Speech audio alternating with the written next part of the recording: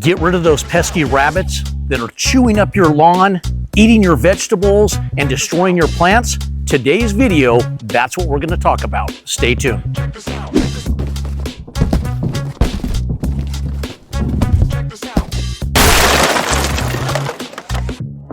Hey guys, welcome to the channel, Craig, howtopest.com. If you've never been to this channel before, guys, and don't know what it's about, I'm going to tell you right now. This is where we highlight professional grade products, and then we show you DIYers how to use them. If that's something that's of interest to you guys, hit that subscribe button down below, and these videos come out multiple times a week. Also, guys, we are going to throw links up in the channel during the video, and you can direct order by punching on those links. Guys, it's YouTube shopping, and it couldn't be any easier. So if you see a product you like, just hit that button. But hey, without any further ado, let's get into today's video. Hey guys, welcome back to the channel, Craig, howtopest.com. That's right, today's video, we are talking rabbits. And unless you are Elmer Fudd, I'll get that screwy rabbit this time. and you have a 12 gauge, they are going to be a nuisance to get rid of. Did I just date myself? I think I did. All right, guys, two options to get rid of these rabbits. These guys are tearing up the lawn. They're leaving brown spots. They are destroying your vegetables that you spent so much time planting, and they are eating your pretty plants.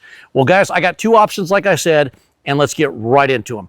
We are going to talk about trapping. So let's talk about trapping those rabbits. Yes, it can be done, but understand, if you have large populations of rabbits, it can be an ongoing process, but let me help you do that the right way. Behind me, guys, I have two traps. They are both have-a-heart traps. Now, get yourself a have-a-heart trap. We're going to give you a link right up on the screen, and you can directly punch on that link and order these rabbit traps for yourself. Now, they are not specifically rabbit traps. This one happens to be a small squirrel trap, and the other one is just a larger squirrel trap, but they work fantastic for rabbits too. So maybe they are rabbit traps. They work for both. Now, you don't want too big of a trap and you don't want too small of a trap. So generally, you're going to want something that's between 22 and 24 inches long. And that's plenty big enough for the rabbits. Now, the reason I have two different versions here, I want to show you a couple things. This is an uncovered version. When you trap rabbits, you want a covered version, like this one right here. You want this wrapped like a Christmas present, everything except the bottom. And the reason you want this covered, guys, rabbits are sketchy. So when you cover the trap, and if you even put a couple pieces of brush on top, some grass, the more you make it look natural, the more apt they are to go into the trap. Now, as far as placing the traps, you want to put traps where you're getting the activity. So if they have a path that they travel, then that's where you want to put the trap. If there's a certain area that they eat at a lot, that's where you want the trap. But make sure the trap is covered. Now, how are you going to bait the trap? Okay, you need a couple things, in my opinion. You can do this different ways. You need a good pair of tin snips, and we're going to show you a link on that right here, where you can jump on over and get yourself a good pair of tin snips. And the reason you need that tin snip is, it's to cut this right here, guys. This is baling wire. Do you have to use baling wire? No, but it is a great, that's probably the best way to do this, especially the professional trappers out there. This is what they're going to use. It's what I use. It lasts forever. Where do you get baling wire? Once again, we're going to throw a little thing up here in this corner. You can punch directly on it and grab yourself some baling wire if that's what you need.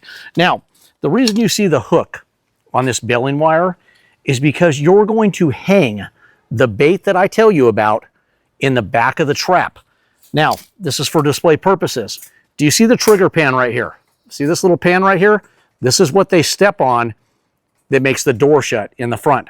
This just happens to be a solid door. Do you need a solid door? No, you do not. You just need a mesh tight like this that they can't get out of. This size trap, 22 to 24 inches long. You can even punch in rabbit trap. It'll probably show you that.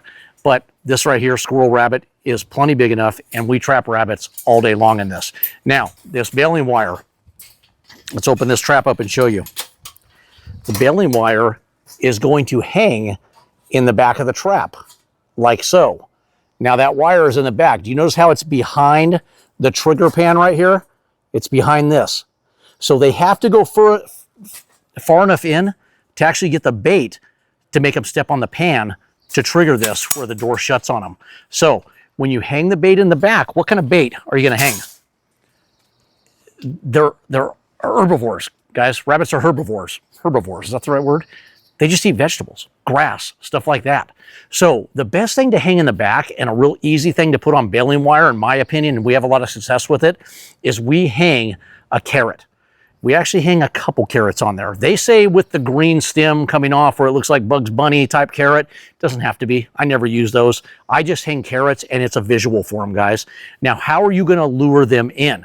They are attracted to certain scents, guys, like apple cider. So if you have some cotton balls and you can spray some apple cider on the cotton ball and place it at the beginning of the trap, it'll get them close enough to want to further inspect the back of the trap. And you can even put a cotton ball in the back. But remember, with your bait, it's got to be all the way in the back. You're trying to get them in far enough to hit the trigger pan, and then the door shuts and you have your rabbit.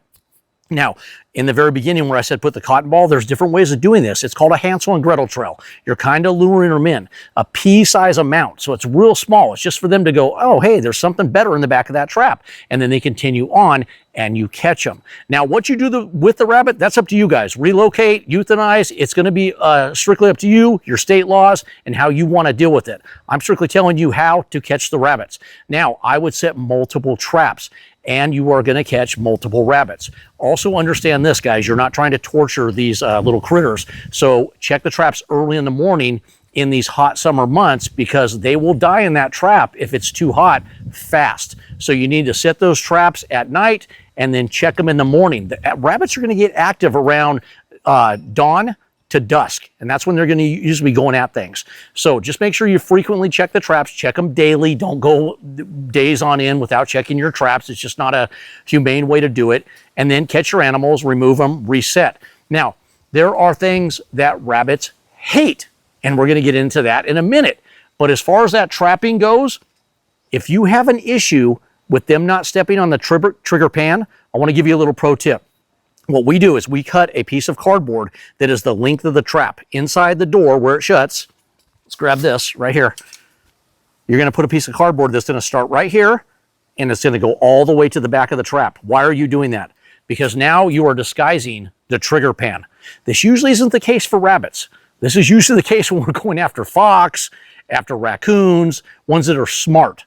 The rabbits, they usually go right in. But if it becomes an issue, you can do the cardboard thing, and it disguises where the trigger pan is. They don't know, and they walk on it. Plus, it prematurely sometimes sets it off before they have to go any further back. They get close to it, and it's enough pressure on the cardboard where it triggers it. Now, when you set your traps in your trigger pan, you don't need to have your trigger pan. That's the thing they step on. You don't need to have it all the way up. You can take your wire in the front. See this hook right here? There's a hook right here. This is the door, sits on this hook. So when the door raises, it sits on that hook. You can put that hook back a little further. You don't have to put that little U-hook all the way up, which raises the trigger pan higher. You can play with that and make the trigger pan look a little lower and not be like this in the back. So just little things you can play with when you trap. Now, let's talk about getting rid of those rabbits with the deterrent method. You don't want to trap. You're like, I don't want to deal with that, Craig. I don't want to have to worry about what to do with the rabbits. I have way too many rabbits. I got a solution for you. Guys, we are talking fox urine right here. This is from howtopest.com. Now, this one right here happens to be coyote urine. I love coyote urine, but I love fox urine more for rabbits. I love coyote for getting rid of raccoons and things like that, and some different critters. But we're talking rabbits today. We have fox. We were just sold out of the fox because it's going off the shelves like crazy. So it looks just like this. It's going to come in a 6-ounce spray bottle. And how are you going to apply that? I don't say you directly apply this on the plant. I don't say you directly apply this on the lawn. Now on the lawn, it's a lot. So this is a long shot. I'm not going to tell you this is your cure for all for the lawns. But rabbits have a predatory scent. Like when they pick it up, it freaks them out. I think it's called their olfactory gland or something like that. Their olfactory sense. I'm not a rabbit expert, guys. You out there, correct me, okay? I'm game. But they pick this up, and a fox freaks them out. So when they sense a fox, whether it be fox droppings, fox urine. The urine has compounds in it though that just freaks them out, and they try to get away from that area in general. So you may put a little on the lawn. Now understand, if you have sprinklers, you're washing this away. So you're gonna have to leave it off for a couple days and see if it's working for you. On the plants, on the vegetables, this works great, but not on them. I don't want to spray on your vegetables. Could you? Yeah, you could, because a fox could roam by and he could pee on your vegetables. You can't stop that, right? But we're not going to do that. You are going to take, without me spilling that on you, you're going to take cotton balls like this. And you are going to take, you're going to have gloves on. That's the reason I had gloves in my pocket. I don't want to spray this right now because I don't have any need to do it. I thought I'd do it for the video, but you get the gist. Put the gloves on. You get this on your hands, your spouse is not going to let you in the house. It stinks and it is hard to get off. So have gloves on, have your cotton ball, and you're going to put a couple squirts on this. A little goes a long ways. When you smell this, you're going to understand what I'm talking about, guys. This is how you're going to put this around your vegetables, around your plants that they're eating, and this is going to be the fear factor. This is going to make them think a fox was in the area and I want nothing to do with that area, and they're going to go away. So a couple little cotton balls, drop it down by your vegetables. When you're done with it, you can just pick them up and throw them in the trash, or you can just let them ride. It's going to hold up for a little bit of time. But you see this? This is why 6 ounces goes a long ways. But we had a lot of people out there that were using this in various locations, and they were like, hey, 6 ounces, I'm using it up pretty fast because I'm spraying a lot of different areas. So we now sell this, guys, at howtopest.com. It'll be right up here with the fox urine. We sell it in a bottle now, where now you can put it in your own spray bottle, or you can just soak a cotton ball on there, however you want to do it. It's just more of the pee-pee, okay? More pee-pee goes further, all right? That's how it works. Most people don't like pee-pee, but this pee-pee you're going to want. So a little bit on the cotton balls, put them in place. It's a great way of doing this all naturally, not having to trap, guys. That's it. Simple. I gave you trapping. I gave you deterrents. If you have any questions that I may not have answered in this video, I'm happy to do that for you. Throw them in the comment section down below. I like to keep these videos nice and simple so you can just get after it after I tell you how to do it and get rid of the critter that you're going after.